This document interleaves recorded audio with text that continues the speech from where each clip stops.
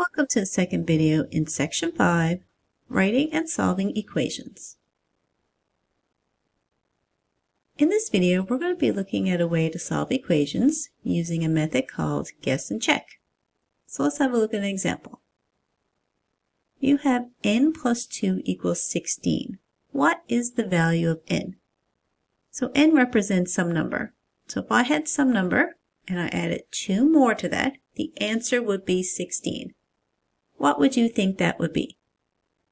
So we can start off with our guess. Well, something plus 2 is 16. I think that would be 14. So the other part of the guess and check is the whole checking. So we have to show if this is right or wrong. So that means we just got to replace our n value with 14. So doing that, I would get 14 plus 2, which is 16. Now that is what it should be. So that means our guess of 14 was correct. Let's have a look at this example. It says a number subtracted from 8 is 1. Write an equation and then solve it. So here I created a table, which can be useful if you have multiple guesses. So let's start by writing the equation. A number subtracted from 8. So that means we would have 8 minus n, and that equals 1. So as a guess, I might start with 9. So if I check my guess of 9, I would have 8 minus 9. Now I have a smaller number take away a larger number, so we can't quite do that. So let's make another guess.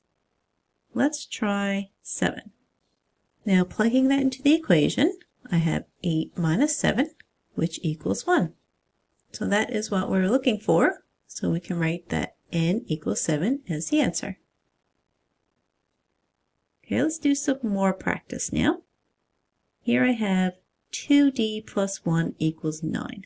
So 2 times some number plus 1 would equal 9. I'm going to start off with a guess of 4. So I had to do 2 times 4 plus 1. 2 times 4 is 8. 8 plus 1 is 9, which works. So that means d equals 4. So sometimes when the number is small enough, your first guess could be correct. But sometimes when you're dealing with larger numbers, like maybe this one, you would need to have several guesses. So here I have 2d plus 1 again, but this time it equals 127.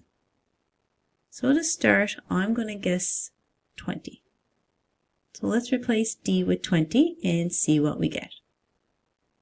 2 times 20, we have to do that operation first, that's 40, and adding 1 gives us 41. So a guess of 20 is way too low. I'm looking for an answer of 127. So let me guess 60. 2 times 60 is 120, and adding 1 to that gives me 121. So a lot closer, but still a little bit too low.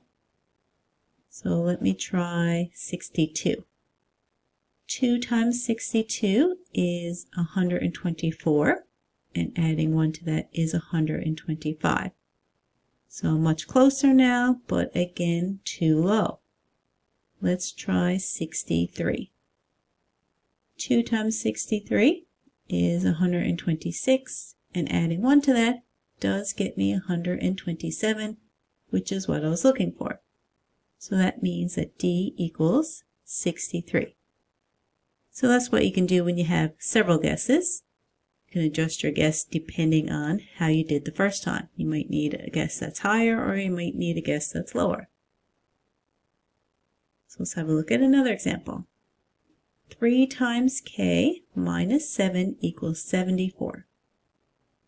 So if you don't know where to start, you can start with any random number and just go from there. I'm starting with 30. So replacing k with 30, I would have 3 times 30 minus 7, which is 90 minus 7, which would give me 83. So I'm pretty close, but my guess is a little bit too high. So my next guess needs to be smaller than 30. So let me try 25. 3 times 25 is 75. Subtracting 7 from that gives me 68. So my guess of 25 was a little bit too low. So I need to go in between 25 and 30. Let me try 27. 3 times 27 would give me 81. And if I subtract 7 from that, I get 74, which is what we want. So now I can say that k equals 27.